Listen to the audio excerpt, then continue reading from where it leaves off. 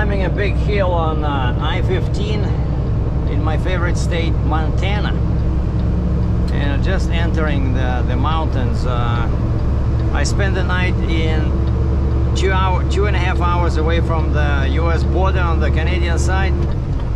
The town was called Bassano. And what's funny is that when I was reading news on Google, you know, Google detects your location, right? And so it tries to give you stories from your local area. And to my surprise, I see a story about a railroad crash in Bassano, Alberta. And they have pictures and everything, like basically a train, a cargo train derailed near that town where I was, but it happened on the day before, so they were still cleaning it up. I went outside of the truck, I couldn't see any railroad lines anywhere, so I don't know. It probably was away from the truck stop where I was. And then I got up at 5 o'clock today and started driving at 7. Was at the border around 9:30. And going through the US Customs, the guy in the booth, the officer, CBP, looks at my machine. He says, "What do you have?" I said, "It's a pipe layer, sir. A Caterpillar PL83. And he says, "Something is missing on that one." I said, "Yeah, they took off the counterweight and the boom." I said, "These machines are also very handy, you know, when they clean up trail derailment." And the guy was impressed. He says, "I want one like this." But these are pretty expensive machines, you know. So I don't know if any singular person can afford. So basically this thing, the price tag I saw on the customs invoice,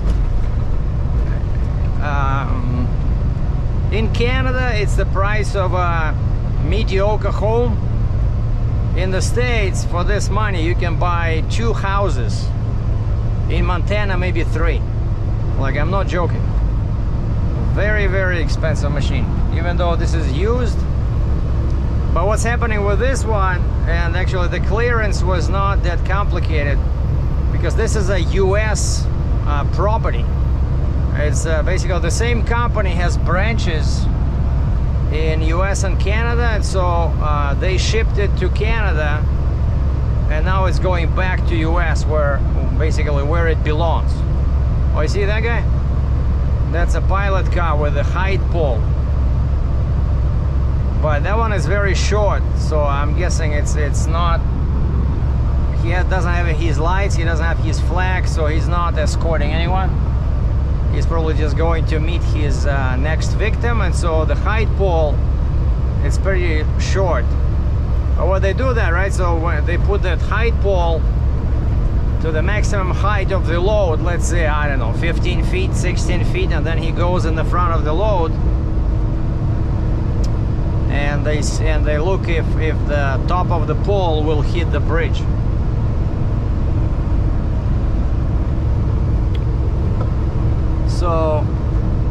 So I did 2.5 hours to the border, then 2.5 hours to Great Falls, and there's Flying J there and Pilot. And I usually stop on the left-hand side, the Flying J, because it has Danny's, but I remember that one has a small yard, right? And I'm pretty long now. So I checked how many parking spots they have across the street at the Pilot, where I never stop because there's no restaurant there. Turns out that one is like 3 times bigger than the Flying J. What?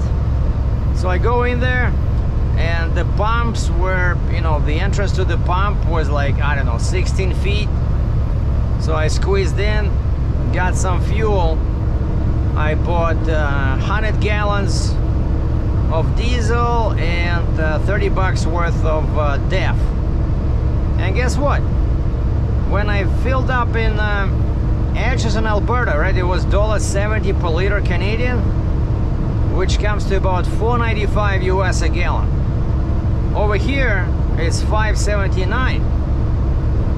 know, it's funny, it's been a while since I saw a cheaper price in Canada on diesel. Usually it's the other way around. That's why I have these big tanks.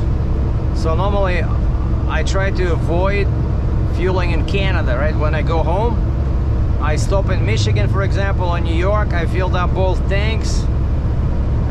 That's been my routine ever since prices started going up. But this time, you see, I got lucky, so I saved a bunch of money thanks to that cheap fuel in Atchison, Alberta. Less than $5 US a gallon. So I'm wondering, is it gonna stop sometime, you know, anytime? Because this is just every day. Oh, so I spent, so 100 gallons of fuel plus DEF, I spent 650, no, 600, what did I tell you? 630 US, and I'm not even full, you know. I was thinking of going back to the store and maybe get a couple $100 more, but I'm hoping maybe going south it'll be a bit cheaper. But for now, I only have enough. If I took, you know, if I got, let's say 100 gallons, right? And before that I was pretty empty. If I look at my fuel economy, it's 72 liters per 100 kilometers because of all these hills and mountains. That's about 3 miles a gallon, which means, if you know the math with the fuel, so if I do 3 miles a gallon and I just put in 100 gallons, how much can I drive? 300 miles, that's it. And I spent $650.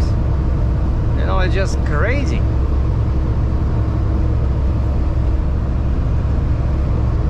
I remember a long time ago, you know, these town pumps or pilots over here, they were pretty cheap. I still remember like $2.75 a gallon, you know, $2.85 a gallon. So 100 gallons was, let's say, $2.75. More than 2 times cheaper than what I'm paying now. It's just unbelievable, you know, these prices, they're just... But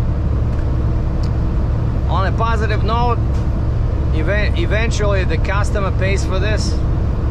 I mentioned this before when they ask me for a quote. You know, I look at all the factors in there, like line haul, how much time I'm gonna spend driving, loading, unloading, border crossing. Then I add fuel, then I add permits, and I add 10% service fee on fuel and permits.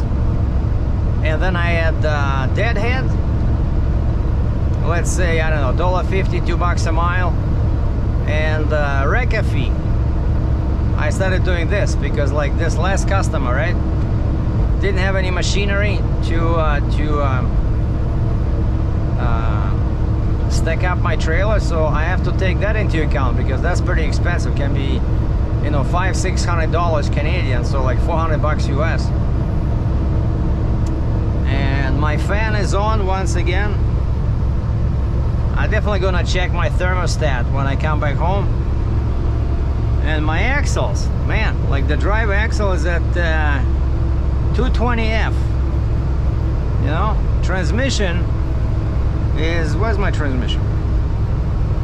I don't think I have a transmission. No, actually, wait, 220, that's my transmission. The drive axle, the one that drives, is 197, and the other one, the dummy, is I think it looks like 190, 20, 40, 60, 80. Oh, 180. 180, but it's crazy. It's plus 35 Celsius, which is way over 90 F. And so imagine with a load like this, right? Let's say roughly 90,000 pounds, and I have so many wheels, so there's a lot of friction, a lot of resistance, a rolling resistance. Yeah, so now the picture will be almost perfect. There'll be all these mountains in the distance. Oh yeah, what I'm gonna do today, the plan today is to find some nice scenery, so I can take a nice shot premium level photo of my truck. So I'm gonna use my Nikon full frame camera and 135mm lens, and I want something like this, you know, with the mountains in the background, and I'll just have to walk away about 100 meters, believe it or not, because that 135mm really enlarges everything. So if I stay close, I cannot squeeze the entire truck in the frame. And so my next stop now is a rest area on I-90, because this is 15, right? But if I stay on it, I'll end up in Nevada and then California. I would love to go to Nevada, but not in the truck, maybe in my car. But California is a definite no. I hate that place. I was there 2-3 times, each time I get a ticket. And plus I cannot go there anyway, because my booster is illegal in California. Cannot have adjustable air pressure. Must be automatic, what they call common air. Basically you hook up air lines and there's a valve, right? Just basically like a basic suspension. So they don't recognize these with airbags, or they don't recognize hydraulic boosters either, because you can adjust the pressure there, right? So they only recognize a rigid, preferably western coast boosters. And everybody says those are very easy to break, you know, because let's say you go, the rear of the trailer goes, let's say there's some kind of a, you know, like a crater. Let's say you go in the parking lot and there's like a big hole in the ground. If your truck goes like this, basically you can put too much weight on the rear, on the booster, and you can break it. But actually I was thinking, like, if I ever get another trailer, I wanted to go with the rigid, you know, because they're much lighter, they're way cheaper, and now I know that I don't actually need the booster, which is 14 foot 1 inch. I know what it can be, and you can still get the same weight, but you can be much shorter. So I learned that trick from another big heavy haul outlet. They said, oh yeah, you don't need 14.1, except I think Missouri.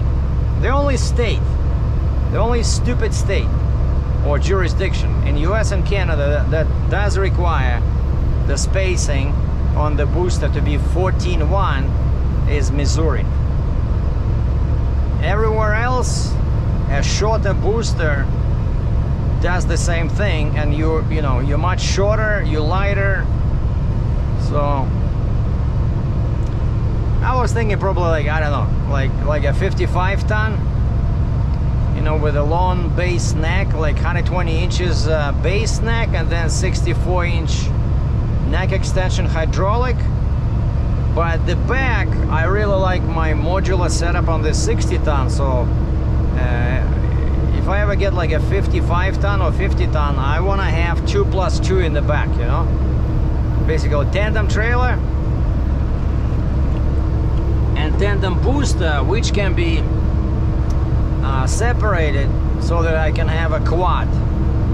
Like, very important for eastern Canada and northeast US, because you get a lot of weight on the quad, just 4 axles, right? But as soon as you go southwest into US, like Missouri, Arizona, even Nevada, they don't give you 80,000 pounds, and that's where you need it's better to have the booster. Anyway, here we go. And this is my favorite state. I wish I could come here, but it's so far, you know, from Ontario.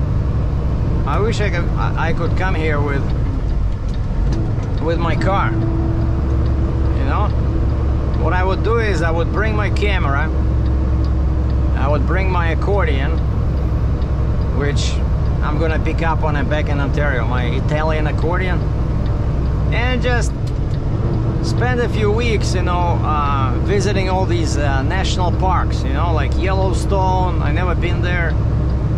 There's lots of parks here, lots of scenic places where you can do photography, right? Lots of wildlife. That would be a great vacation, you know. But in the summer, I'm always trucking. Because that's where we make most money. And in winter, it's too cold here. Oh, I see people on boats on the river. So yeah, it's gonna be like this, probably all the way to Wyoming or even Colorado.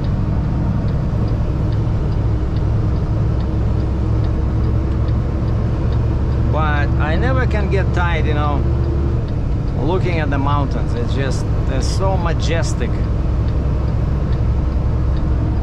There's just something about them, you know.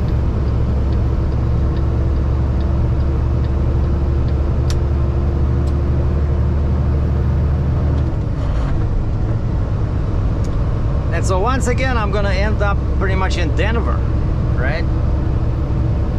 But I emailed the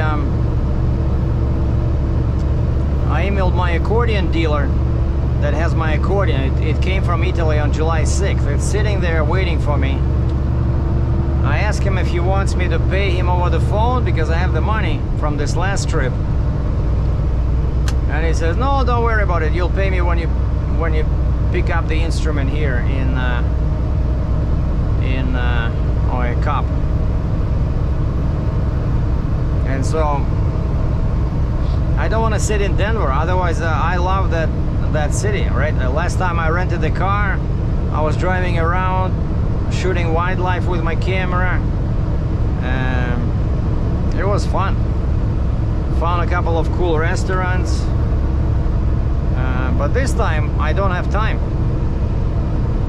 So I hope my customer where I'm delivering will have some kind of equipment to help me stack up, because that's it, you know, I'm done with this setup. I cannot drive like this back to Canada empty, and chances of me getting a load in Colorado are zero. Like sometimes there are loads, but they all go to Western Canada. I have to get to Ontario, pick up the accordion, and I got to do my IFTA, my fuel tax. I already did my books for June, and I filed my sales tax, Ontario HST sales tax. So I'm gonna get like $1,300 Canadian back from the government sometime next 2 weeks. Because I always pay HST, right, the sales tax, but I hardly ever receive it. You know, like I don't work with direct shippers pretty much inside Canada. That's the only type of a clientele that I have to charge 13% sales tax HST. Like brokers across the border, there's no sales tax. Like for my services, yeah, like let's say no. Because if it's a direct shipper in Ontario and the guy hires me to move something inside Canada, I have to charge him 13% on top of my actual freight. But then he gets it back from the government. So it's a weird system, but it works. Oh, and also I've been keeping a list of what I have to do on the truck and trailer. You guys want to hear it? So when I get back, item number 1, check the thermostat, because of course I know it's hot, plus 36, and my gross weight is what is it, 76 and let's say 90, so 166. Not that heavy, but I have 10 axles, right? I have 36 I have 38 tires on the ground. So basically 2 on the truck, 2 on the Jeep, right? 4 and then 5, 9. So 4 times 9, 36 plus 2 on the steer, 38. So there's a lot of things going on, but the truck, and of course the terrain doesn't help either, but the truck starts the fan like every few minutes, you know. So I had this issue, I think, on the Mac, and what they found is that the thermostat was gone, and so they just replaced the thermostat, and then it allows to it helps cool the coolant without the use of the fan. It redirects the flow somewhere there, right? Oh, another heavy hauler tandem Jeep 3+2. Cool.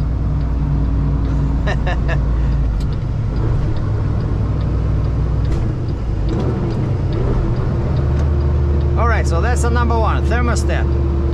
The second thing I want to check, because I've been noticing extremely high temperatures on the drive axle. So now it's just over 200 F because I'm crawling the hill. Like once I off, it's gonna go down. But right now it's 200 F. Transmission is 220, right? And I always check, you know, whenever I do oil change, I ask them to check the levels, and of course it's always part of the package, you know. When they do oil change, it's a package, so they check your transmission oil, differential oil. But I don't think, ever since the truck was new, I don't think I changed the oil, because it breaks down, right? If you use it a lot, especially when it's so hot, the oil and the differentials and transmission, it needs to be replaced.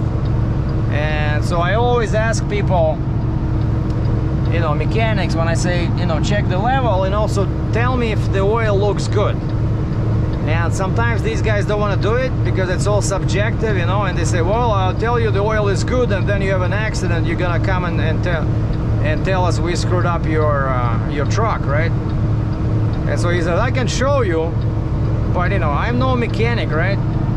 So he just takes a sample and he shows me. I have no idea, is it good oil, bad oil? I know it's, of course, it's not supposed to be very black.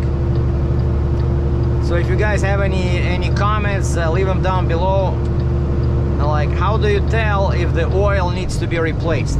But for now, my odometer shows 381,406 kilometers. So 381, 406 clicks, which is what, roughly 60, 180 plus 50, so 230,000 miles.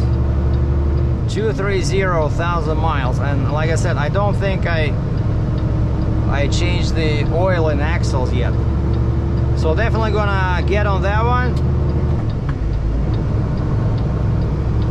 So that's item number 2. So item number 1, thermostat. Item number 2, check, and if required, replace. Oh, I know this place.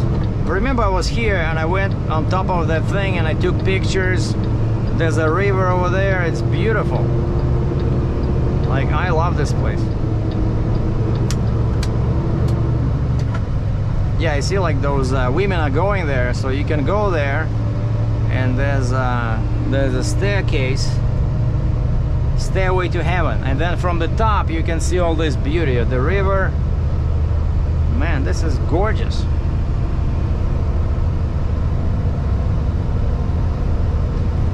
Okay, item number 3. Remember how I said I was having issues inside the ramps on the trailer? There's like a panel in there, right, that connects the top frame and the bottom frame. It's inside the ramp. It's not critical, but it's really annoying when that thing started cracking, because there's a lot of weight there, you know, when the machine goes on, because this trailer is so tall, right? It's not a drop side rail. That's why sometimes I miss the drop side rail, because there was much less stress on the front of the trailer. So here because it's so tall. All these machines, you know, like 80, 90, 100,000 pounds, they just kill that. And I just had that fixed, right? There was a crack in there in that little panel. And I asked the guys in Aberfoyle, Ontario, transaxle guys, and they changed that plate to a much thicker one. It's like almost an inch thick, you know, now, the new one. And recently I looked at the top and I still see a slight disconnect in there, so I can tell it's a slight crack, you know. I don't know what's going on. And then if you remember, we added metal pads underneath so that there's 4 points of contact, not 2, when the trailer's on the ground. Because before, because of some stupid design flaw, I'm guessing, only the ramps were touching the ground and the main beams were like this much off the ground. And so imagine you're loading something super heavy, all the weight goes on that, pretty much on that panel inside, you know. And so we added those pads underneath, like steel, like this thick. And now when I look at the trailer from the front, I see there's 4 points of contact. So I thought I solved the problem, but that stupid thing keeps cracking up. So I'm gonna show that to the guys again in Aberfoyle and see what they think. Oh, people are having fun on the river, and Captain Sergei keeps trucking. Saturday, and I'm trucking.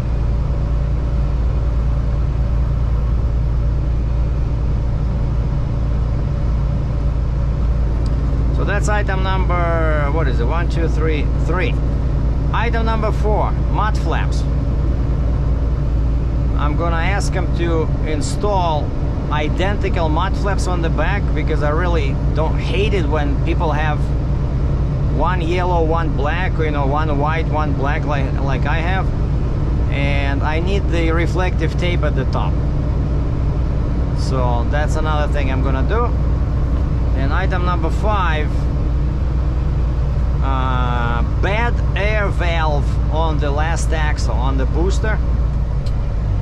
It's the one that, you know, you suppose when you pull the valve so you can drain the air from the suspension, right? That one has been like that since the winter. So basically you pull the valve, nothing happens. The airbags stay full. So I had this before. Basically the valve gets moisture inside, and it's all corroded. It's all seized inside, you know. And so it stops working. And so I'm gonna ask the Aberfoyle guys to replace that one. And last but the most expensive item is drive tires. Drive tires. The tread is getting pretty bad. And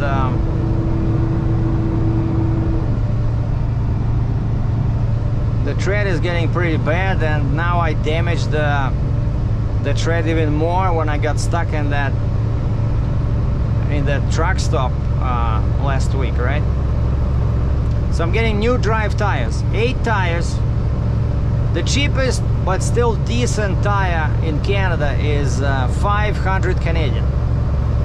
500 times 8, 4,000, plus install.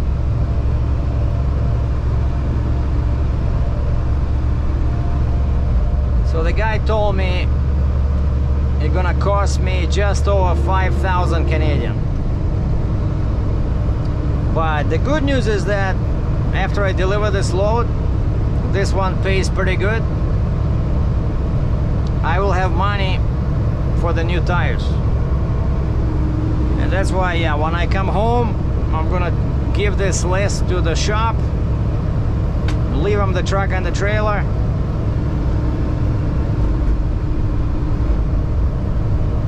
and go to a hotel for a week. And that's why I need to stack up the trailer, right? Because that yard, the transaxle in Aberfoyle in Guelph, Ontario, it's pretty small, so they can work with a Tridem trailer, and so that's my plan. My plan is detach the tandem booster, load it on the back of my trailer over the wheels, and then detach the Jeep, load it on the front facing the rear, just over the booster, and then flip the neck extension. And this way I'm gonna be real, you know, nice and short, and it'll be easy for those guys to work on my truck. Oh, have been looking at these guys. It's like a massive move, you know. There's probably, I've seen these going this way, I don't know, maybe 10, 15 trucks like that. Mostly they're moving these blades, and then every 3 or 4 shipments, like of blades, I see that big box, you know, like the section of the tube, you know,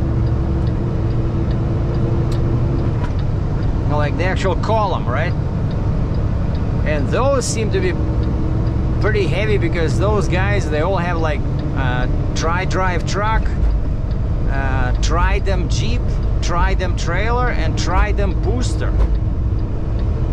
And they were coming towards me over there. Even in Canada, on Canadian side and on US side.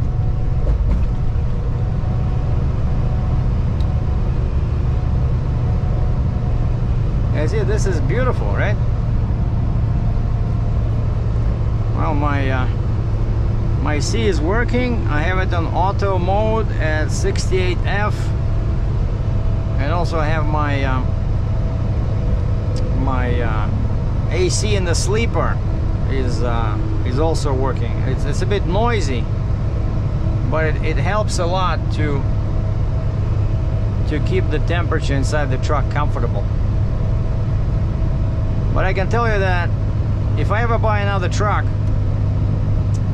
it's not gonna be black, because I can see the difference between, let's say, my yellow International and this. Heats up much faster. You need to start AC sooner than on the yellow truck. You know, when the temperature goes up. I see another guy. You see this with a height pole, oversized load? So now wait for the huge load show up from behind the curve. Check this out. What does this guy have? He's moving a blade. So Volvo truck, massive tri-drive, and just 3 axles in the back. So it looks like these blades are not that heavy. Lots of people on the water are rowing, having fun, fishing. I think it's called Missouri River. See lots of people over there, so they just park over there, and well, first of course they drop their boat in the water, and then they park their trucks. Check this out. They even park on the grass, because the rest area is all occupied. Now the load, if you're wondering, the load has been behaving. I think I had to tighten one chain after the first like 50 miles. That's it. After that, all chains stay super tight. And you saw the previous video, I have a bunch of chains, you know, like basically like I usually do, so I feel pretty confident this thing is not going anywhere.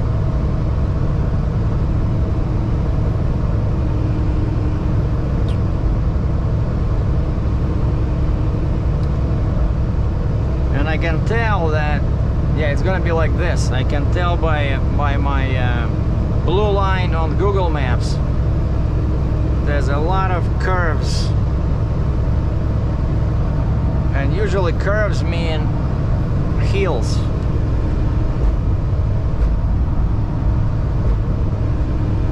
And I gotta watch out on these narrow bridges, you know, because these people that try to pass you, like this guy behind me, the truck, I'm not gonna let him pass me, because it's too tight in here.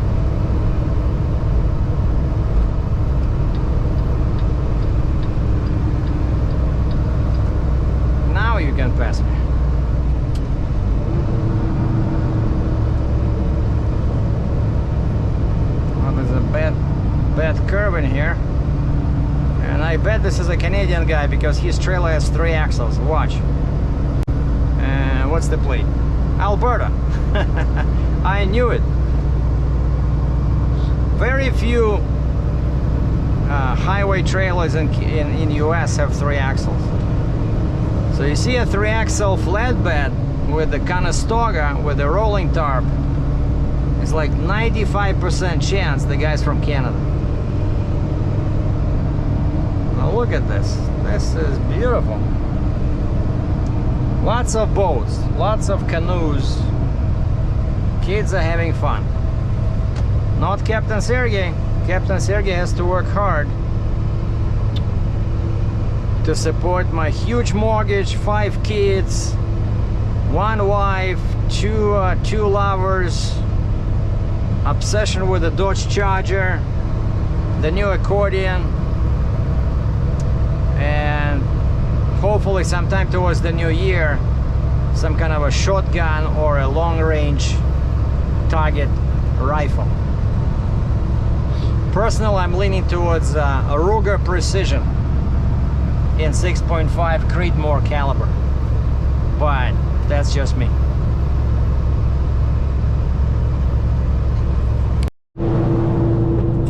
Well, I'm climbing another hill here on still on I-15, but I'm about 31 kilometers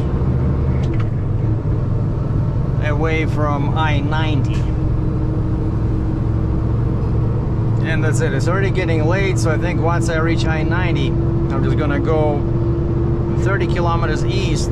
There's exit 249. There's a nice town pump, like a small truck stop, and everything is heating up. You know, transmission is heating up. I mean, over there. But the worst one is, I would say, drive axle. You know, and of course the engine. And so one thing I learned is that they're really, in this weather, plus 32 Celsius, they really don't like it when you go over 20 psi, you know, because my maximum usually is around 30 psi, and so if it goes close to 30, everything starts heating up, you know. And I even what I did, I put down my pusher axle, you know, to reduce the weight on the drives, because it's dry, right? It's dry, so there's enough traction. But I put the lift axle, so now I actually have 11 axles on the ground, which helps bring the temperature a little bit down on the drive axle, and also it helps with braking, because my I think I'm gonna stop here, because my pusher axle has their own brakes, right? So you see, like, chain up area. This means that up ahead there's another huge hills, you know. So I want to stop here and let the engine chance to and the differentials, let them cool down a little bit, because yeah, I can see it's gonna be like 10 kilometers, you know, 6 miles up. Yeah, very hot. But yeah, that's one trick. So basically I'm going slow. I put my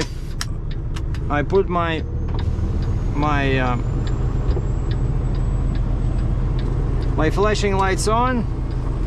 You see now? I don't know if you can see, but there's like half a what is it? 120, 140, 160, 180. Okay, so it's 20, right? So it was at 215. 215 past 220F. That's already a red zone. Basically, red zone starts around 225, you know. And then that drive axle pretty much stays okay, like the second one, because there's no load on it. I mean, it's not hooked up to differentials, right? And then transmission was heating up 20, 40, 60, no, what is it, 10, 20, 34, oh, it's 210. So transmission was 220, and then this thing was also coming to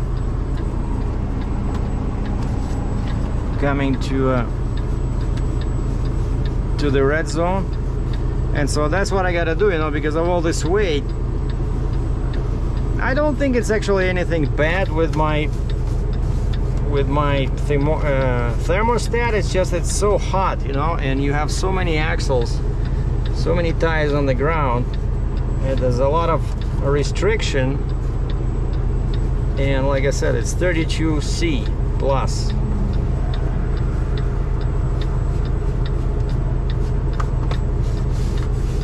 So we're just gonna give it a chance to cool down a little bit. I'll see if oh yeah, I see transmission cools down very fast, but the axle, I'll wait till at least the 200F, like this one, the dry one, the first one. Like, yeah, on a truck, I don't know if you guys know it, but on a semi-truck, only the first drive axle usually drives.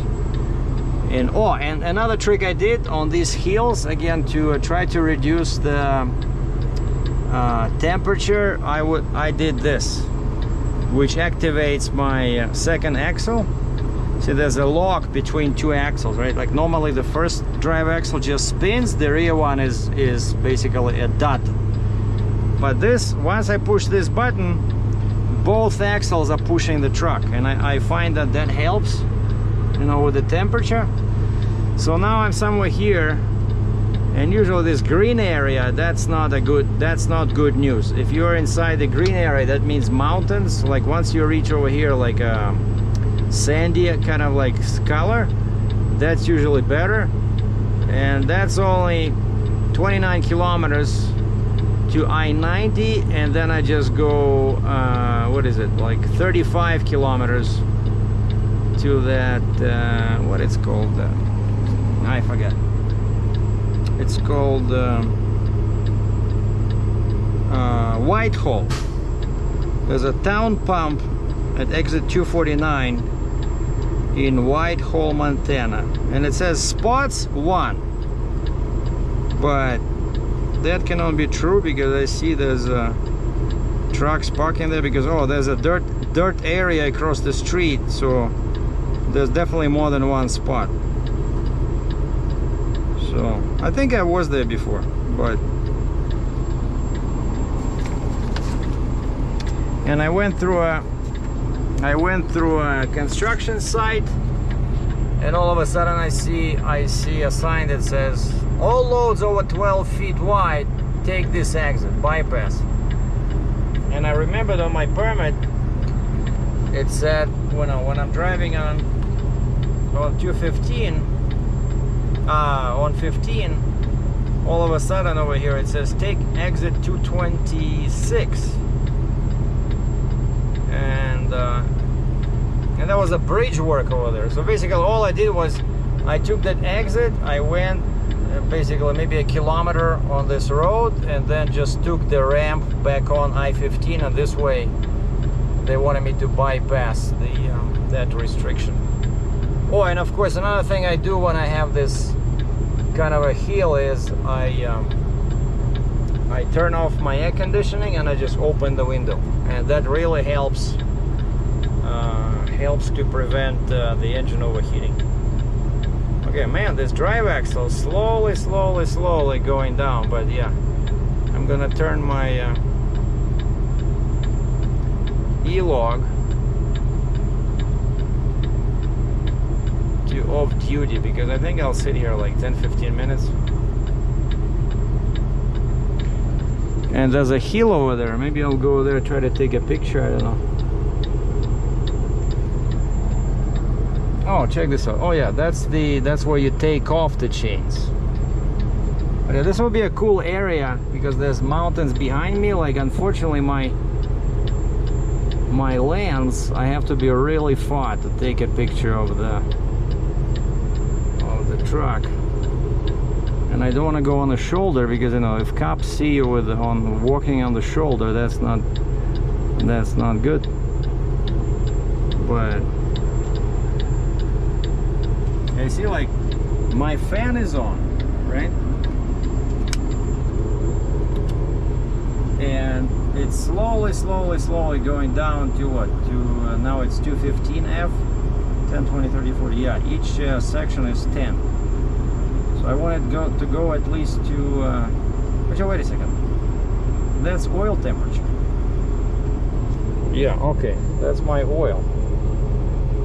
Yeah, oil was getting hot as well. Of course, that's my coolant over here. Okay, so I'm gonna stop the engine when the coolant hits that thing in the middle. That's normal. Oh, and this already passed, what is this? 20, 40, 60. So this already passed, just slightly past 220, but still each line is 20, 40, 60, 80. Yeah, each line is 20. You know, so I want that to go down at least. Oh, you see, like this one cools down very fast for some reason. This one, I don't know, why is it not want to cool down? Okay, transmission was already 200. I want to stop the engine when my coolant goes to yeah, over there. Alright, so I think it's already pretty good. Okay, let me grab my camera and maybe I'll go and take a pic of my truck. So I think that's it for now. So today I'll do 2 videos, one from yesterday when I was loading and one from today. See ya.